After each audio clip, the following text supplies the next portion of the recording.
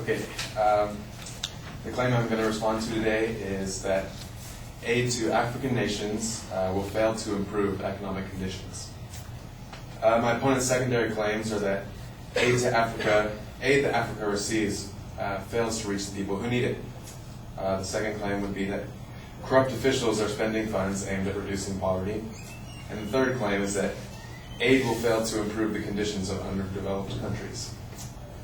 So, in response to the first claim that aid that Africa receives fails to reach the people who need it, this claim is incorrect because in many cases, the aid that the people are supposed to receive, they do receive, but it might not be in terms of money.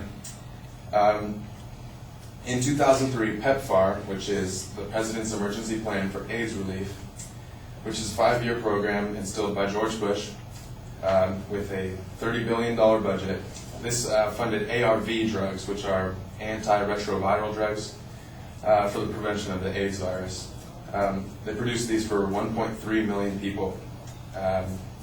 According to Aaron Ben-David of Stanford University, the President's Emergency Plan for AIDS Relief, started by President George W. Bush in 2003, lowered the AIDS death rate on average by 10.5% a year in those countries. So with this decreased death toll, there's a larger and more experienced labor force, which in turn can add to the economy and promote the economy. My opponent's second claim is that corrupt officials are spending funds aimed at reducing poverty. Yeah, this is correct in many cases, such as Zaire and Malawi, which my opponent mentioned. However, the economy doesn't always depend on a government official or the government itself.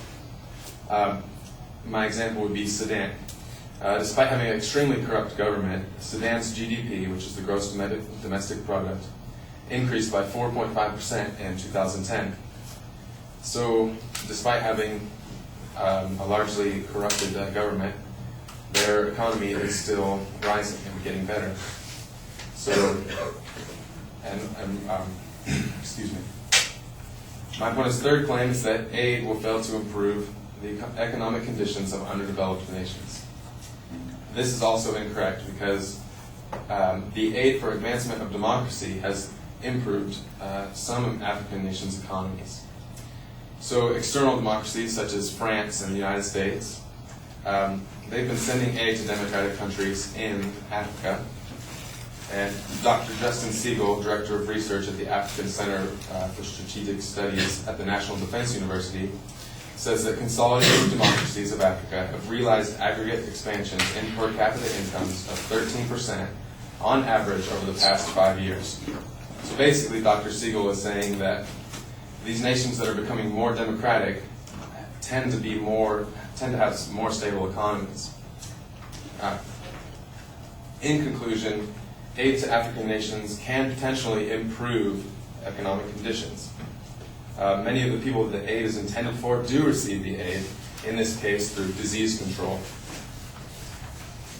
Secondly, Africa's corrupt officials do not determine a poor economy. The nation's economics do not always depend on its leaders, as seen in Sudan. And lastly, aid has proved to be beneficial to the economies of the newly rising democracies in Africa. And that's all. Thanks.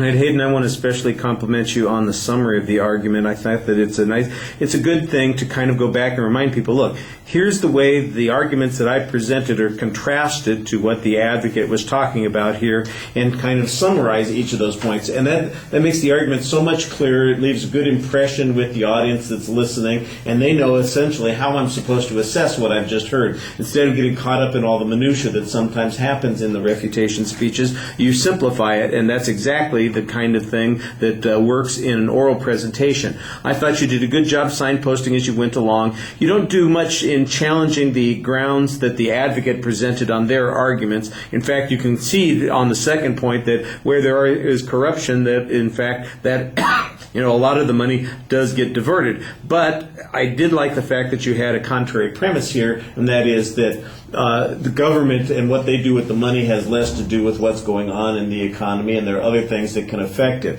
I do think that it's not really linked to aid there, but it's a good challenge to make. I think the person who, if we had a response from the advocate in this particular situation, that would be the first point that I'd point out, is that yes, but those improvements in the economy had nothing to do with aid, and the argument is about whether or not aid makes that development. So there is some question about how relevant it is, but I think that you've got an interesting press here that suggests that there are other elements involved. The first point, I think you had an excellent counterexample to show that aid is often provided, but it's not always provided in the form of money, and when it's not provided in the form of money, it can have a big impact. One of the things that you might point out, for example, is how much aid is provided in the form of something other than cash by the governments that you mentioned, France and the United States in particular. I mean, you mentioned the AIDS program, for instance, that was supported by the Bush administration, and you've got a good statistic here. There's a little bit of inference that, well, if the workforce is healthier, there's a bigger workforce, that's going to have an economic advantage. I think that's a little bit of an assertion on your part. You need to have maybe some more information on that. And then the last point I thought that you did a good job on. Like I said, it's, the presentation I think is really solid on the ideas. There might be a little bit of iffiness on a couple of the points, but I like the challenge to the premises that you're presenting. All right, thank you.